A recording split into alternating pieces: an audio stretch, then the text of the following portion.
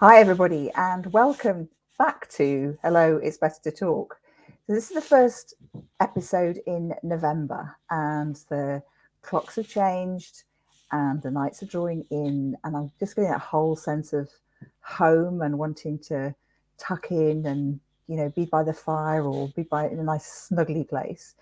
And I'm absolutely thrilled to be joined today with Lorraine Thomas, who's a property developer and property investor. And before you all kind of tune out going, oh my God, that's not what. Lorraine does amazing stuff in providing homes for people who have never had a home or never had a place that they can feel safe in. So I love Lorraine's work. She's just an amazing person. And I'm going to just hand over the mic to you, really, Lorraine, because, tell us what you do, why you do it. Yeah, what Sure. motivates you? Well, first of all, Helen, thank you so much for having me. I'm humbled to Oh, be in no, your presence. don't be ridiculous. Um, uh, well, as Helen said, I'm Lorraine Thomas. I'm a property developer. I'm a mentor, and I'm also a landlord, but with a social purpose. And I actually believe that I'm more purpose than I am property or profit, because home is where it is at.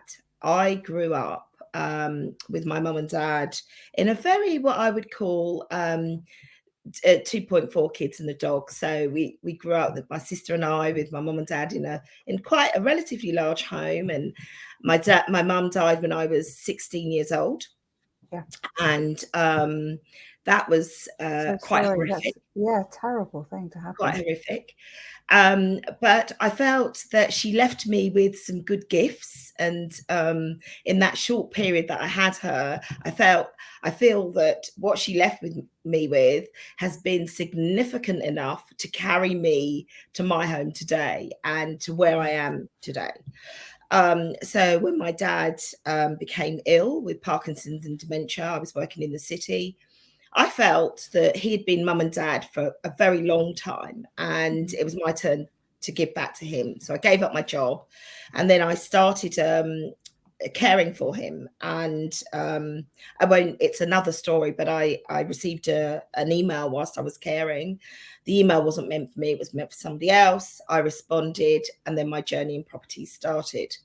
Mm. Um, it was for a friend who I had known from church, and she wanted me to find accommodation for young adults that were looked after by the borough. These kids, for want of a better word, need a home. You know, they've been housed several times, but they needed a home. And I would go out and I would try and sell into landlords and into estate agents, anybody that would listen to me, anyone that had anywhere that they would rent to me. I would be there pleading with them to do this for a step ahead, which was Dolores's business. And what I found was that they were almost crippling us with the demands of, we want 6 months rent up front. They Yeah. won't be able to do this. You're going to have to pay this. You're going to have to make sure you've got 100 guarantors, and all of this stuff. And the properties weren't even that nice. And I was thinking, I wouldn't put myself there. I wouldn't put my young person, my child there. Why am I begging you to put somebody else's child there? And I just felt, Dolores and I felt we could do better. Mhm. And we went off to auction. We started buying property, and with a purpose to actually give these young people somewhere that they could call home, somewhere that it wasn't just a house, and that, there was a bit of damp behind the kind of washing machine, and the door handles would fall off, and all this stuff Mm. that goes on. Awful. Yeah. And so we started that journey, and we've kind of grown and grown, and it's turned into more than just young people, because what I've discovered, there are so many people that can't get a home because they're disadvantaged, they don't have the right credentials, they don't fit the mold, you know, they haven't got a high-flying city job where you can times it by 10 and divide it by 4 and then they can come up with all the goods. These people don't even pass, some of them don't even pass the credit check, you know. And so what we're trying to do is to say, we'll rent to you to give you a chance so that you can turn things around, make a start, do something differently, be the person you want to be. Somebody has to be there to give you that step up. And that's what we're trying to do, Helen. Great. Okay. So be the person that you want to be. And so that, and your company's called View from My Window, which I love the concept of that, because I always think that, you know, that's the kind of most important bit about a house, isn't it? Really, your home, what you can see out from it. And if you can feel safe, I'm kind of imagining that some of the people who you're helping and working with, you know, haven't had a safe space to be for maybe quite some time. That's right. And so View from My Windows, you've alluded to, is all about dreaming big. It's about the view. It's real because the view changes every time you look out the window. But what the concept is that it can be, your mindset can make that view really quite beautiful, even if it's raining and it's, you know, snowing, whatever's happening outside. The view is what you want it to be. And so View from My Window is about lifting others. So most of my mentees are on a mentorship program, and most of, well, some of my mentees come from backgrounds where they wouldn't ever imagine owning. Why? Because their parents didn't own, their grandparents didn't own, they've been brought up in social housing, they have been on the council estates for a long time. How do you get yourself out of that? And then, you know, and try and make ends meet and all the rest of it. So the idea is that I handhold people through this concept that they can own. But not only can they own, they can dream even bigger. They can create a portfolio and do with it what they will, you know, create a legacy so that their children will have something. And it's almost like, at first, it can seem as if it's airy fairy and a little bit sort of, well, how am I going to do that if I've got no money? But you can, and that's part of the mentorship journey, part of the Learn, Earn and Own program, and part of the dream that is, this can happen, and it can happen to you in a year. And it has happened. And there's, in a year. So you can turn people's lives around in a year. In a year, it can happen. You have to have the right mindset, but with the right guidance. And if you know what you're doing and you're, you know, it can happen. And we have had it happen. And that's the beauty of it. Right, great. Okay, so you're there, so you're inspiring people, you're helping, you're giving them practical guidance as well, because like how to save for a deposit, or, I mean, you know, what are the practical steps that you tell them to? The practical steps, I mean, well, there are some things that will not go away. So you do need money. I know there are a lot of property investors out there going, you don't, no money down deals. And it always puzzles me because I can't get my head around it. I know that it may be possible, but you'd need an investor to do it, to do that. What I'm saying is you need to look at your credit rating, because that has a huge amount to do with it. So try and get that in to some kind of shape. That's important. But also, if there's a little bit of money that you've got and you've put aside, try and invest that money in a way that is going to turn around quite quickly. So that could be that you invest it into a project that I'm doing, somebody else is doing, but make sure you're earning on that money, because you're wanting it to grow a little bit faster than if you stick it in a bank at 0. whatever percent they're giving you these days. So get some education around property, get some education around investment and how you can turn whatever little you've got into something bigger. And then we're doing a Learn and an Earn program at the moment. So you can learn on a project that I'm doing, but earn on that money that you've invested. So you invest it into that project, but you're earning a good, decent, 10% or whatever it is on your money. So you're turning it around quite quickly. Okay.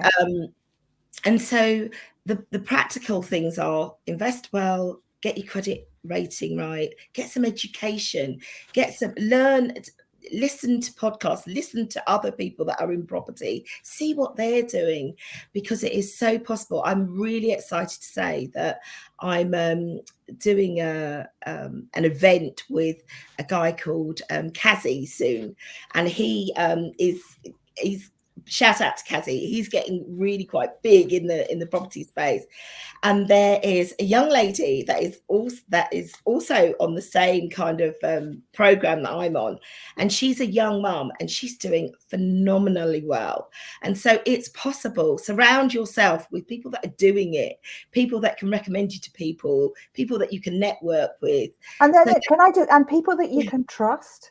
Because I mean, one of the things that worries me is that you can get badly burned also in the property world, can't you? I mean, if you start doing things that you don't know the person really well that you're going in with, there are a lot of sharks out there as well. And OMG, you are so right, Helen, and thank you for touching on that. That's the point of this mentorship program is that when Dolores and I went off to auction, we did everything wrong. We had no advice. We took no advice. We didn't educate ourselves. And it wasn't until we sort of went, oh, we did that all wrong, that we went out and actually got some education, And so we can call ourselves experts because we've made so many mistakes, and we can pick ourselves up and we know what those hurdles are.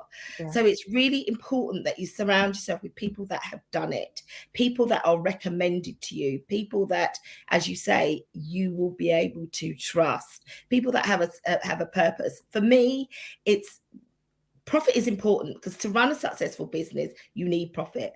But the purpose behind it is that I'm lifting others, and then that person's lifting another, and that person's lifting another. So go with somebody that also feeds into your own ethos and your own beliefs as well. Very good advice. Yeah. You need to kind of get somebody who's aligned with you, don't you, rather than just the money makers who can spin a good yarn. I mean, I know somebody who's been burned very badly by this property thing, and they just got hooked into it, almost like a drug. It's going to be the next deal that's going to make them the money, or the next deal. In the meantime, they're borrowing money of friends and family, and it's almost like a kind of gambling habit that and it can happen. And it can happen. And, it just leaves a bad and sour taste for mentors that actually want to do a good job and are doing it because they want people to lift themselves, to get to the next level. You and I both know that in the UK, there is something about owning that puts you onto another level of, I don't know how to say this. It's kind of like you're seen differently.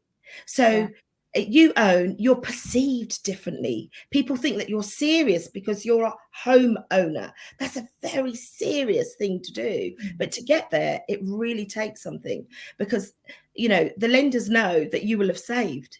You will have invested. You'll have done what you can. You will have got your credit rate check and rating right.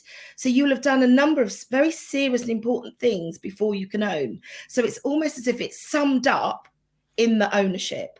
That said, it is so difficult for young people today, my daughters included, to own anything, because 30,000-40,000 pound deposits are not just going to fall onto their laps. So it is the most difficult thing to do, which is why I created the program around small groups of people helping each other.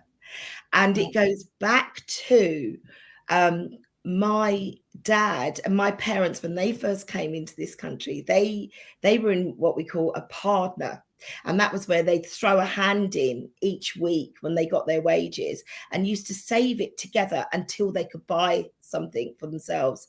And this is almost replicating that. If you can't do it alone, you need to do it with people that can almost get you there. And they trusted each other. There was no and back then, I'm sure there was no signed documents or no, FCA checking it or anything like that. They just trusted each other and they wanted to help each other. And eventually, that's how they owned. And I always called it Barclays under the bed because, they couldn't even get bank accounts. It was just a way of them getting onto the next ladder, onto the ladder in a country that was foreign to them. They came here to work, to help the country, and then they found themselves eventually owning and having a home. And so that's really important to me, that we don't forget that heritage and we continue it, with our young people today. Brilliant. I love hearing that. And it's because this is about sharing information, sharing education, and then building communities and people that you can trust. Because you can trust people if they're actually not going to go away. They're still going to be around the corner, or they're still, you know where they are. Yes. Yes, exactly. Okay, that. Great. All right, Lorraine. Is there any one thing that you would say to any? I mean, people sometimes say, like, what would you say to your younger self? And there are a lot of younger people, just as you identify, who are having huge problems in getting their own first place. What would you say to them? I would say, believe in yourself, know that you're enough, that you can do it, but go for it, because what is the worst that can happen? Even if you fall over and make mistakes, there'll be a lot of learning in those mistakes. So you won't do it again, or you'll do it differently. So just go for it. Don't hold back. Don't regret not doing something, because when you get to a certain age, sometimes, for health reasons, whatever reasons, it could be too late for you. So do it when you can. Do it now. Don't wait. Don't wait. That's what I would say. Don't Do wait. it now. Take a chance. Great. Yeah. That's wonderful. Lorraine, thank you so much. It's been a joy talking with you. I love your smile, and I love the inspiration in the work that you're doing in helping people have a home. Okay, so thanks very much. We'll drop how to contact Lorraine in the details below. And in the meantime, thank you so much. Hit that red button and subscribe, and we'll be back next week with another edition of Hello, It's Best to Talk. Thank you. Love and light. Bye-bye.